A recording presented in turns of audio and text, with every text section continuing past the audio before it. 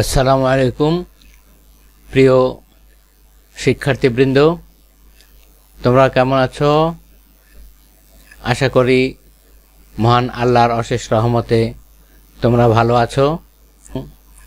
COVID-19 এই pandemic সিচুয়েশনে স্বাস্থ্যবিধি মেনে চলছো, সতর্কতার সাথে থাকছো এবং তোমাদের পড়াশোনা অব্যাহত রাখছো।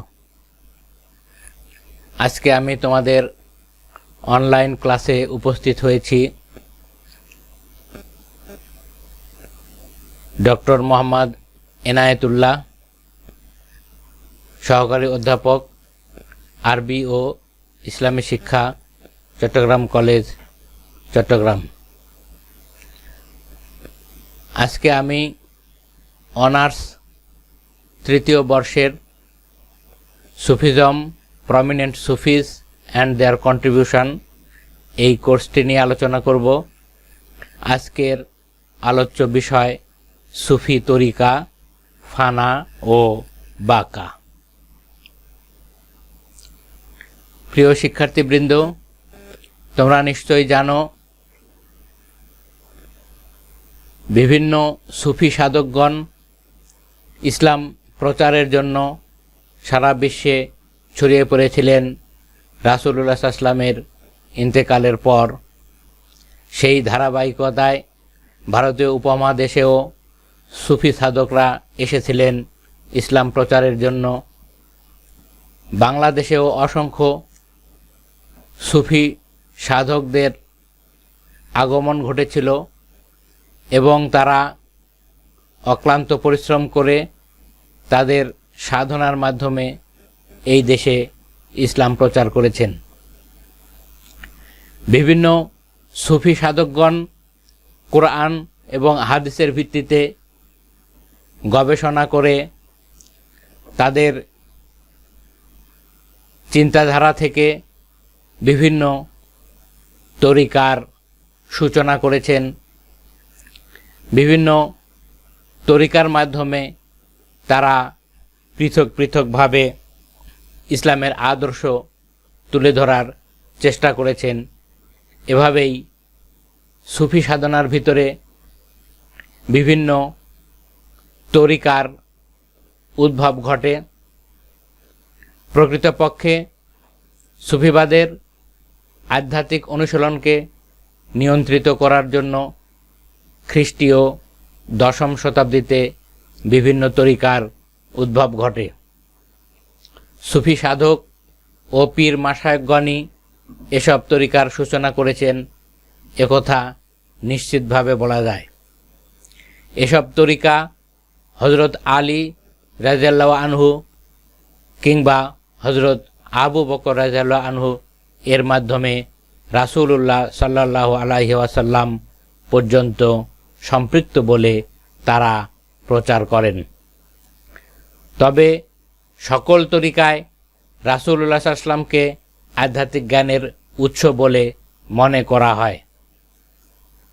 সুফি তরিকা অসংখ্য, এর কতকগুলো পুরাতন এবং কতকগুলো নতুন। পুরাতন তরিকাগুলোর কোনোটি নতুন তরিকার সঙ্গে মিশে গেছে, আবার কতকগুলো তরিকা বিলুপ্ত হয়ে গেছে। বিশ্বে বর্তমানে 2 শতাধিক তরিকা বিদ্যমান রয়েছে। আমরা এই তরিকাগুলোর মধ্য থেকে উল্লেখযোগ্য তরিকাগুলো একটা একটা করে আলোচনা করব। প্রথমত আলোচনা করব কাদেরিয়া তরিকা সম্পর্কে। প্রিয় শিক্ষার্থীবৃন্দ, তোমরা দেখতে পাচ্ছ স্ক্রিনের ডান দিকে যে ক্যালিওগ্রাফি রয়েছে, এটা কাদেরিয়া তরিকার প্রতীক। হযরত আব্দুল কাদের জিলানী রাহিমাহুল্লাহ আলাইহি এই তরিকার প্রতিষ্ঠা করেন। হযরত আব্দুল কাদের জিলানী রাহিমাহুল্লাহ আলাইহি পারস্যের জিলান প্রদেশে জন্মগ্রহণ করেন এবং বাগদাদে অধ্যয়ন করেন। তিনি হাম্বলি মাযহাবের একজন বিখ্যাত আলেম ছিলেন। তিনি বহু ইহুদি ও খ্রিস্টানকে ইসলাম ধর্মে দীক্ষিত করেন। তিনি একজন বিখ্যাত বাগ্মী, পণ্ডিত ও শক্তিশালী সুফি সাধক ছিলেন। তার বক্তৃতা, উপদেশ, প্রার্থনা এবং রচনা প্রসিদ্ধ গ্রন্থ আল গুনিয়া লি তালিবি তারিক আল হক এ সংরক্ষিত হয়েছে। মুসলিম জাহানের বিভিন্ন স্থানে এই তরিকা প্রসার লাভ করে। ভারত, বাংলাদেশ ও পাকিস্তানে এই কাদেরিয়া তরিকার ব্যাপক বিস্তার পরিলক্ষিত হয়। এই তরিকায় মহান আল্লাহ তাআলার নাম স্পষ্ট রূপে ও বিরতির সঙ্গে পুনঃ পুনঃ উচ্চারিত হয়। প্রিয় শিক্ষার্থীবৃন্দ, এরপর আমরা সোহরাওয়ার্দিয়া তরিকা নিয়ে আলোচনা করব। স্ক্রিনের ডান পাশে হুয়াল্লাহু লেখা যে ক্যালিওগ্রাফি দেখতে পাচ্ছ, এইটা সোহরাওয়ার্দী তরিকার প্রতীক। সোহরাওয়ার্দী তরিকার প্রতিষ্ঠাতা হলেন শিহাবুদ্দিন ওমর বিন আবদুল্লাহ আস-সোহরাওয়ার্দী। শিহাবুদ্দিনের পিতা আবু নাজির নিজামিয়া একাডেমির রেক্টর ছিলেন। তিনি একজন হাদিস বিশেষজ্ঞ ছিলেন এবং শিহাবুদ্দিনকে হাদিস শিক্ষা দিয়েছিলেন। শিহাবুদ্দিন মধ্যমপন্থী ছিলেন। তিনি হজ পালনকালে মিশরের মরমী কবি ওমর বিন আল ফরিদের সংস্পর্শে আসেন। শেখ সাদি ছিলেন তার অন্যতম শিষ্য। প্রিয় শিক্ষার্থীবৃন্দ, তোমরা পারস্যের কবি শেখ সাদির নাম শুনেছ। এই কবি শেখ সাদি ছিলেন শিহাবুদ্দিন সোহরাওয়ার্দীর শিষ্য। তিনি আওয়ারিফুল মারিফ নামক একটি প্রসিদ্ধ গ্রন্থ প্রণয়ন করেন। আফগানিস্তান, পাকিস্তান, ভারত তথা ভারতীয় উপমহাদেশে এই সোহরাওয়ার্দী তরিকা বিশেষভাবে লক্ষ্য করা যায়। রিফাইয়া তরিকা, আহমাদুর রিফাই এই তরিকার প্রতিষ্ঠাতা। এই তরিকার অনুসারীরা অনেক অদ্ভুত ও অলৌকিক লীলা দেখিয়ে থাকেন। তারা অলৌকিক কার্যাবলী প্রদর্শনের মাধ্যমে তাদের দক্ষতা প্রদর্শন করে থাকেন। তারা উত্তপ্ত লৌহ শলাকা, জীবন্ত সাপ ও কাঁচ গলৎকরণ করতে পারেন, খেয়ে ফেলতে পারেন। তাছাড়া তারা নিজেদের দেহের মধ্যে সূঁচ ও ছুরিকা ঢুকিয়ে তাদের অলৌকিকতা প্রদর্শন করে থাকেন। বসরায় এই তরিকার উদ্ভব ঘটে। বসরা হতে দামেস্ক ও ইস্তাম্বুল পর্যন্ত এই তরিকা প্রসারিত হয়।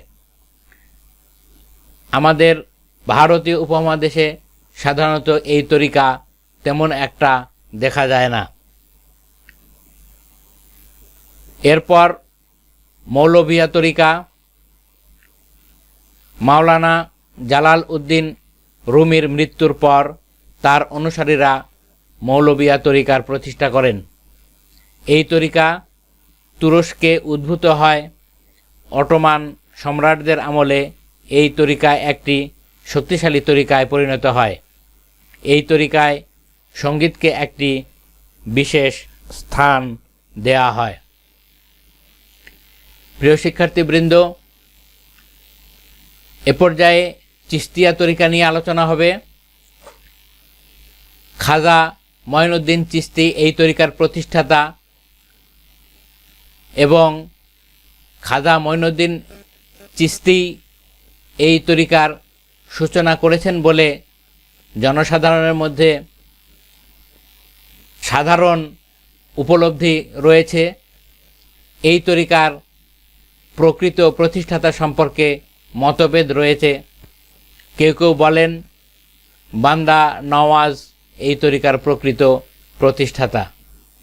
অন্য একটি সূত্র মতে বর্তমান আফগানিস্তানের হেরাতের উত্তর দিকে অবস্থিত ক্ষুদ্র শহর চিস্ত এ 930 সালের দিকে এই চিস্তিয়া তরিকা উদ্ভব হয় এবং এই তরিকাটির প্রতিষ্ঠাতা হলেন খাজা আবু ইশক শামী। এইভাবে চিস্তিয়া তরিকার প্রতিষ্ঠা কে করেছিলেন এ নিয়ে কিছু মতানৈক্য দেখা যায়। 12 শতকের মধ্যভাগে খাজা মঈনুদ্দিন চিশতি লাহোর ও আজমিরে এই তরিকা আনয়ন করেন। পাকিস্তান, ভারত ও বাংলাদেশে এই তরিকা সবিশেষ প্রসিদ্ধি লাভ করেছে। এসব স্থানে এই তরিকার অগণিত মুরিদ রয়েছে। এই তরিকায় ইল্লাল্লাহ এর জিকিরের উপর অত্যধিক গুরুত্ব আরোপ করা হয়। এতে কণ্ঠসঙ্গীত সামার প্রচলন দেখা যায়। অর্থাৎ চিস্তিয়া তরিকার অনুসারীদের মধ্যে ইল্লাল্লাহর জিকির প্রচলিত রয়েছে। তারা মহান আল্লাহ তাআলার জিকিরে মশগুল থাকেন এবং তাদের মধ্যে সামা সঙ্গীতের প্রচলন দেখা যায়। প্রিয় শিক্ষার্থীবৃন্দ, এ পর্যায়ে নকশবন্দিয়া তরিকা তোমরা স্ক্রিনের ডান পাশে দেখতে পাচ্ছ নকশবন্দিয়া তরিকার প্রতীক। বাম পাশে যে ভবনটি দেখতে পাচ্ছ এইটা নকশবন্দিয়া তরিকার কেন্দ্রস্থল। বু আলী শাহ কলন্দর এই তরিকার প্রতিষ্ঠাতা। তিনি সুফি তত্ত্ব শিক্ষার ক্ষেত্রে 18 বছর বয়সে গৃহত্যাগ করেন এবং প্রখ্যাত সুফি শাম্মাসির নিকট বাইয়াত গ্রহণ করে তার শিষ্যত্ব লাভ করেন। মৃত্যুকালে গুরু তাকে খলিফা নিযুক্ত করে যান। অন্য একটি সূত্র মতে ফার্সি শব্দ নকশবন্দি হতে এই তরিকার নামকরণ করা হয়। এই তরিকার প্রতিষ্ঠাতা হলেন বাহাউদ্দিন নকশবন্দ বুখারী এবং তার নাম অনুসারেই এই তরিকা নকশবন্দি তরিকা হিসাবে পরিচিতি লাভ করে। এই তরিকার অনুসারীরা তুরস্ক, পাকিস্তান, বাংলাদেশ, ভারত, চীন, জাভা প্রভৃতি দেশে ছড়িয়ে আছে। এই তরিকায় নীরবে জিকির করার বিধি রয়েছে। অর্থাৎ এই তরিকার যারা অনুসারী তারা উচ্চ স্বরে জিকির না করে বরং নীরবে জিকির করে থাকেন। পরবর্তীতে আমরা মুজাদ্দিদিয়া তরিকা নিয়ে আলোচনা করতে চাই। মুজাদ্দিদিয়া তরিকার প্রতিষ্ঠাতা হলেন শাইখ আহমদ সিরহিন্দি। তিনি মুজাদ্দিদে আলফে সানি নামে বিশেষ প্রসিদ্ধি লাভ করেন।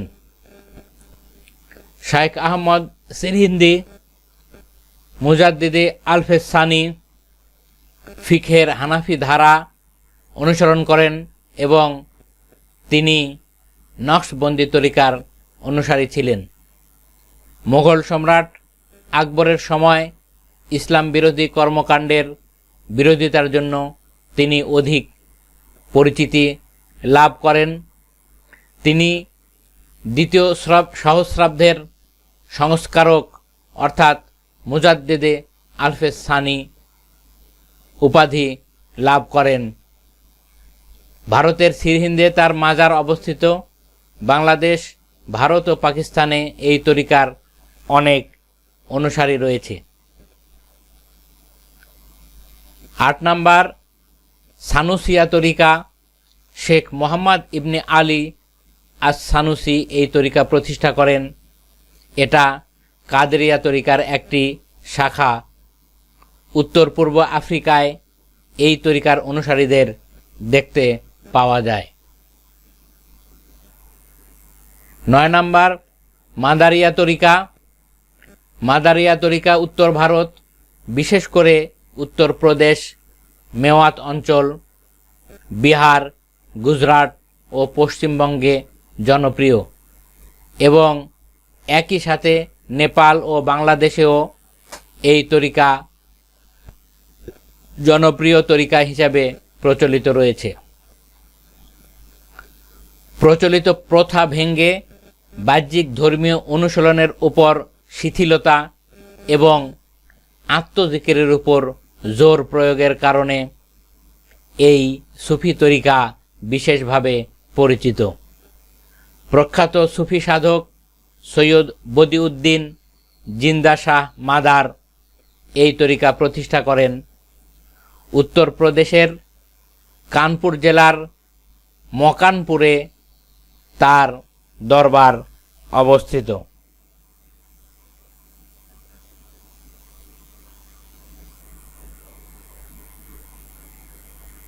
প্রিয় শিক্ষার্থীবৃন্দ, 10 নম্বরে আমরা মাইজ ভান্ডারী তরিকা নিয়ে আলোচনা করব।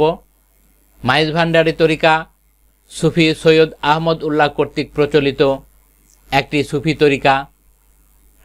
এটি বাংলাদেশে সৃষ্ট একমাত্র তরিকা। এই তরিকার মূল নাম তরিকায়ে গাউসিয়া আহমদিয়া মাইজ ভান্ডারিয়া। এই তরিকার মূল বিষয় হল প্রেমের মাধ্যমে মহান আল্লাহ তাআলার সান্নিধ্য লাভ করা। সৈয়দ আহমদ উল্লাহ বড়পীর হজরত সৈয়দ আব্দুল কাদের জিলানীর বংশধর ছিলেন। তিনি সৈয়দ আবু শাহমা মোহাম্মদ সালেহ আল কাদেরি লাহোরের নিকট বায়াত গ্রহণ করেন এবং বায়াত গ্রহণের মাধ্যমে তিনি বেলায়েত অর্জন করেন এবং সৈয়দ দেলোয়ার আলী পাকবাজ এর নিকট হতে ইত্তেহাদি কুতুবিয়তের ক্ষমতা অর্জন করেন। বাংলাদেশ সহ বিশ্বের অনেকগুলো দেশে এই তরিকার অনুসারীরা রয়েছেন। রাজ্জাকিয়া তরিকা। রাজ্জাকিয়া তরিকা পৃথিবীর প্রাচীনতম সুফি তরিকাগুলির মধ্যে অন্যতম। রাজ্জাক আলী গিলানির নাম থেকে এই তরিকার নামকরণ করা হয়েছে। গিলান ইরানের একটি প্রদেশের নাম এবং এর অধিবাসীদেরকে গিলান বলা হয়ে থাকে। এই তরিকা ইসলামী বিশ্বে সর্বাধিক বিস্তৃততম তরিকাগুলির অন্যতম। মধ্য এশিয়া, ভারত, বাংলাদেশ ও নেপালে ব্যাপকভাবে এই তরিকার অনুসারীদের দেখা যায়। ইসলামের মূল ধারার বাইরে এই তরিকা কোনো বিশেষ মতবাদ বা শিক্ষা গড়ে তোলেনি। এই তরিকার অনুসারীরা ইসলামের মৌলিক নীতিগুলিতে বিশ্বাস করেন, তবে আধ্যাত্মিক অভিজ্ঞতার মাধ্যমে সেই নীতিগুলোকে তারা ব্যাখ্যা করে থাকেন। এই তরিকার বর্তমান মূল কেন্দ্র চট্টগ্রাম জেলার পাহাড়তলী এলাকায় অবস্থিত।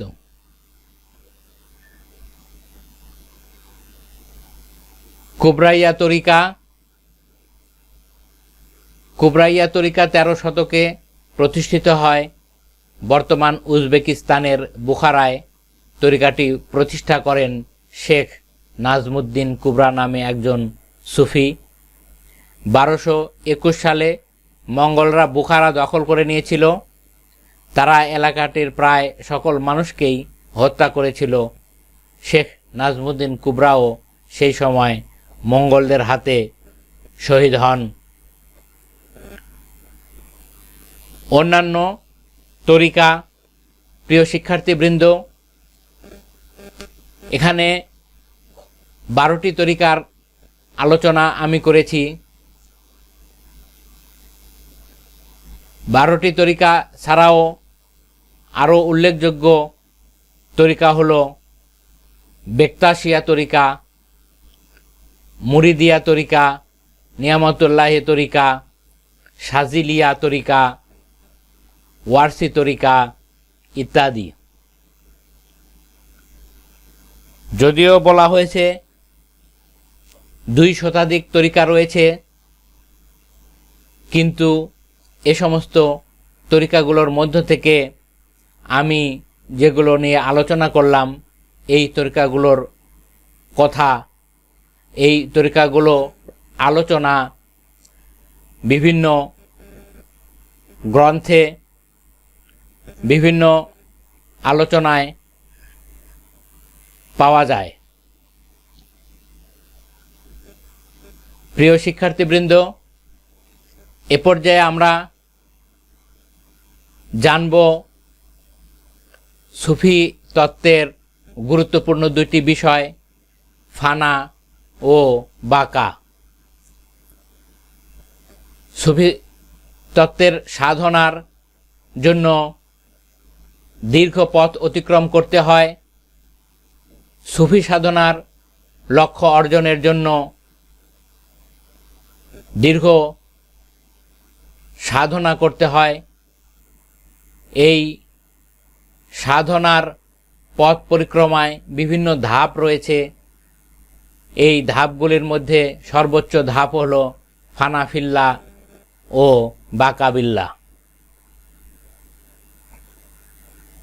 ফানা শব্দের আবিধানিক অর্থ হল বিলীন হওয়া, লয় হওয়া, অহংকার, আত্মগরিমা, লোভ লালসা, হিংসা বিদ্বেষ, কামনা বাসনা, ক্ষোভ ইত্যাদি আত্মকেন্দ্রিক ত্রুটি দূরীভূত করে মানবিক গুণকে বিসর্জন দিয়ে আত্মবোধকে ভুলে যাওয়ার নাম ফানাফিল্লা। সুফি সাধকগণ ফানাফিল্লার বিভিন্ন সংজ্ঞা দিয়েছেন। সেই সংজ্ঞাগুলো আমরা এখন আলোচনা করব। ইমাম গাজালির মতে মহান আল্লাহর উপর পূর্ণ ভরসা রেখে সব রকমের বাতিল ধ্যান ধারণা থেকে মনকে মুক্ত করে নিষ্ঠার সাথে ইবাদতের মাধ্যমে আল্লাহর ভালোবাসা অর্জনই হল ফানা। ইবনুল আরাবের মতে ফানা বলতে বোঝায় আল্লাহর গুণাবলী ও তার সত্তা সম্পর্কে ঘনিষ্ঠ যোগাযোগ স্থাপন।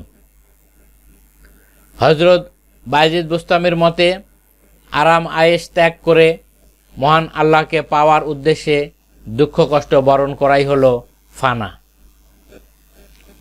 কারো কারো মতে ফানা হলো মন ও আত্মাকে সব ধরনের আবিলতা ও কুটিলতা থেকে মুক্ত রেখে আল্লাহ তাআলার সাথে একীভূত হওয়া।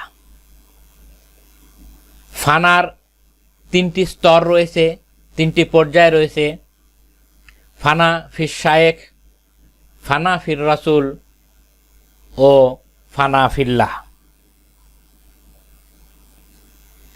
প্রিয় শিক্ষার্থীবৃন্দ, ফানাফিল্লাহ স্তর অতিক্রান্ত হওয়ার পর সর্বশেষ যে স্তর, সুফি সাধনার অভীষ্ট লক্ষ্য বাকা তথা বাকাবিল্লাহ। বাকা অর্থ বিরাজ করা, স্থায়িত্ব লাভ করা। ফানার 3টি স্তর অতিক্রম করে একজন সুফি বাকাবিল্লাহ স্তরে উপনীত হয়। এ স্তরে অবস্থানকালে একজন সুফি তার সমুদয় ইচ্ছা আল্লাহর ইচ্ছাতে বিলীন করে দেন। বাকার সংজ্ঞায় সুফি সাধকদের বিভিন্ন বক্তব্য লক্ষ্য করা যায়। বাকা হলো নিজ সত্তায় মহান আল্লাহর অস্তিত্বের উপস্থিতির উপলব্ধি। 2 নম্বর, আল্লাহ তাআলার অবিনশ্বর সত্তায় নিজের অবস্থিতি ও স্থিতি লাভের পরম তৃপ্তিমূলক উপলব্ধি বাকা। বাকার সংজ্ঞায় সুফি সাধকগণ যে সমস্ত মন্তব্য করেছেন সে ব্যাপারে আমরা আরও দেখতে পাই। বাকা হলো ব্যক্তির আত্মসত্তার পুরোপুরি বিলোপ এবং সে স্থানে মহান আল্লাহর চিরন্তন সত্তার উপস্থিতি অনুমান করা। 4 নাম্বার, সকল মানবিক ত্রুটি থেকে মুক্ত অবস্থায় পরমাত্মার দিদার লাভই বাকা। বস্তুত বাকা তাসাউফ তথা সুফি তত্ত্ব সাধনার সর্বশেষ স্তর। এর মাধ্যমে সুফি সাধনা পরম সফলতা লাভ করে। তাই বলা যায় আবিলতা, কুটিলতা, পরচর্চা, পরশ্রীকাতরতা, হিংসা, দেশ, ক্রোধ, ঘৃণা, মিথ্যা অপবাদ আরোপ প্রভৃতি নৈতিক ত্রুটিমুক্ত হয়ে সাধনার মাধ্যমে হৃদয় পবিত্র করার পর মানবাত্মার সঙ্গে পরমাত্মার আধ্যাত্মিক মিলনের যে ব্যাখ্যাতীত উপলব্ধি অর্জিত হয় তাই বাকা। প্রিয় শিক্ষার্থীবৃন্দ, আজকের আলোচনা থেকে তোমরা জানতে পেরেছ সুফি তত্ত্বের বিভিন্ন তরিকা এবং সুফি সাধনার পথ পরিক্রমার যে সর্বশেষ দুটি স্তর ফানাফিল্লা এবং বাকাবিল্লা। ফানাফিল্লায় উপনীত হওয়া এবং ফানাফিল্লা অতিক্রম করে বাকাবিল্লায় উপনীত হওয়ার মাধ্যমে সুফি সাধকগণ তাদের অভীষ্ট লক্ষ্যে উপনীত হতে পারেন, তাদের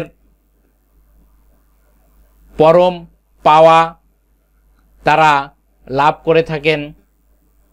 এভাবে সুফি সাধকরা কোরআন এবং হাদিসের ভিত্তিতে মহান আল্লাহ তাআলার একনিষ্ঠ ইবাদতের মাধ্যমে নিভৃতে নীরবে মহান আল্লাহ তাআলার ধ্যান সাধনার মাধ্যমে মহান আল্লাহ তাআলার সন্তুষ্টি লাভের চেষ্টা করেন। ইহকালীন কল্যাণ, পারলৌকিক মুক্তি তাদের প্রধান লক্ষ্য হিসাবে পরিলক্ষিত হয়। প্রিয় শিক্ষার্থীবৃন্দ, আজকে এ পর্যন্তই, এখানেই ক্লাস শেষ করছি। ধন্যবাদ সবাইকে। স্বাস্থ্যবিধি মেনে চলো, বাড়িতে থাকো, সুস্থ থাকো, নিরাপদে থাকো ইনশাআল্লাহ। আল্লাহ খায়রুল হাফিজিন।